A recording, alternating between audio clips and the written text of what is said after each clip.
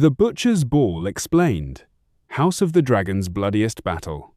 Warning: this video contains major spoilers for House of the Dragon, George R.R. Martin's Fire and Blood, and future events in the Dance of the Dragons. If you're avoiding book spoilers, this is your warning. Now, let's begin. The Dance of the Dragons is filled with unforgettable battles.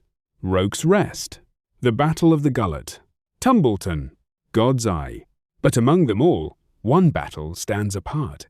Not because dragons fill the sky, not because kings face one another in single combat, but because it isn't really a battle at all. It's a massacre, a slaughter, a moment so brutal that history remembers it by one chilling name: the Butcher's Ball. This is the battle that ends the career of Sir Criston Cole, the Kingmaker, the man who crowned Aegon II, the knight who helped ignite the Targaryen civil war. For years, Criston Cole dreamed of dying as a legendary warrior. Instead, he receives one of the most humiliating deaths in all of Fire and Blood.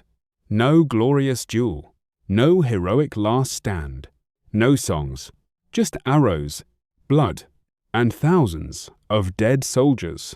So what exactly was the Butcher's Ball? Why is it considered one of the bloodiest battles of the Dance of the Dragons? And why did George R.R. Martin choose such an unceremonious ending for one of the war's most influential figures? Let's explain. The Greens begin to lose control. By the time the Butcher's Ball takes place, the war has already turned against the Greens. King Aegon II has been severely injured during the Battle of Roke's Rest. Prince Aemond has become the Greens' most dangerous weapon, riding the ancient dragon Vhagar. Meanwhile, Queen Rhaenyra's supporters continue gaining strength across the Riverlands. Although the Greens still possess powerful armies, they are beginning to lose control of the countryside. Castles change allegiance. Supply lines become increasingly difficult to protect. Every road becomes dangerous. Instead of fighting one decisive battle, Criston Cole finds himself trapped in a war of constant harassment. His enemies refuse to meet him on equal terms. Instead, they slowly wear his army down. This relentless campaign leaves Cole isolated and increasingly desperate. Criston Cole's March South. After leaving Harrenhal, Criston Cole attempts to lead what remains of the Green Army south to join Lord Ormond Hightower's larger force. On paper, it seems like a sensible decision. If the two armies unite, they might still challenge the Blacks. But reaching Ormond proves almost impossible. The Riverlords remain fiercely loyal to Rhaenyra. The Northmen, known as the Winter Wolves, have also entered the war. Every mile becomes more dangerous than the last. Bridges are watched. Roads are blocked. Food grows scarce. Small attacks become daily occurrences. Instead of one massive battle, Criston's soldiers suffer death by 1,000 cuts. Morale collapses long before the final confrontation ever begins. The trap is finally sprung. Eventually, Criston Cole's exhausted army reaches the area between the God's Eye and the Blackwater Rush. Waiting for them are thousands of black soldiers, Riverlords, Northmen, veteran commanders. Cole immediately realizes the truth. There will be no escape. His army is hopelessly outnumbered.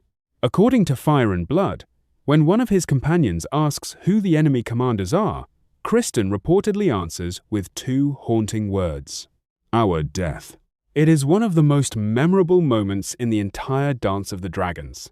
The Kingmaker understands that the war he helped begin is finally about to consume him. Criston Cole's final offer.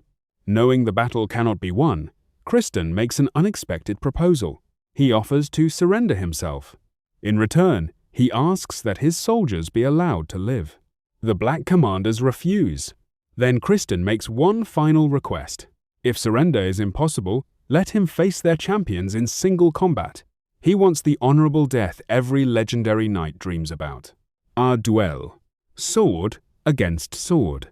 Warrior against warrior. Instead, his enemies reject that request as well. One of the commanders makes it clear that they have no interest in creating another heroic legend. There will be no songs celebrating the Kingmaker's courage. Only justice for the devastation he helped unleash. The death of the Kingmaker. What happens next is both shocking and symbolic. Before Criston can fight anyone, archers loose their arrows. One strikes him, then another. Then another. The famous knight who once defeated princes in tournaments and helped place a king upon the Iron Throne dies without ever drawing his enemies into single combat.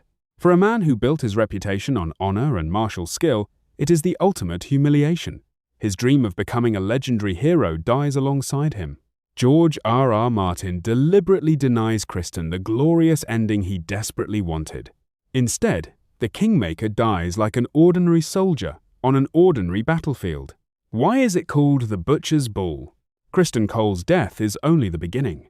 After their commander falls, the Green Army collapses. Many soldiers attempt to flee. Others surrender. Many are simply cut down where they stand. The fighting becomes so one-sided that survivors later refuse to call it a battle. It was butchery, not war. Thousands of green soldiers are slaughtered. Very few escape. The massacre is so complete that history remembers the event as the Butcher's Ball. It becomes one of the most devastating defeats suffered by the Greens during the Dance of the Dragons. Why this battle changes the war? The Butcher's Ball has enormous consequences. First, the Greens lose Sir Criston Cole, one of their most experienced military commanders. Second, the destruction of his army leaves the Green faction with far fewer soldiers capable of resisting Rhaenyra's advance. Third, the victory strengthens Black control across much of the Riverlands. Although the war is far from over, momentum shifts dramatically. The Greens still possess powerful dragons, but armies win kingdoms as much as dragons do. The loss at the Butcher's Ball leaves Aegon II's supporters increasingly vulnerable as the conflict enters its bloodiest phase. Will House of the Dragon change it? So far, House of the Dragon has remained broadly faithful to the major outcomes of Fire and Blood, while sometimes changing how events unfold on screen. Recent episodes have already begun setting up Criston Cole's increasingly desperate campaign, and both the series and cast have teased that the Butcher's Ball is approaching. However, the show has also adjusted some tactical details leading into the battle, so the exact on-screen version may differ from the book, while still reaching the same major destination. Whatever changes HBO makes, one thing is almost certain. The Butcher's Ball will be remembered as one of the darkest and most emotionally devastating moments in the entire series. Why fans remember the Butcher's Ball? The Butcher's Ball isn't famous because dragons destroy armies. It's famous because it strips away the romantic image of war.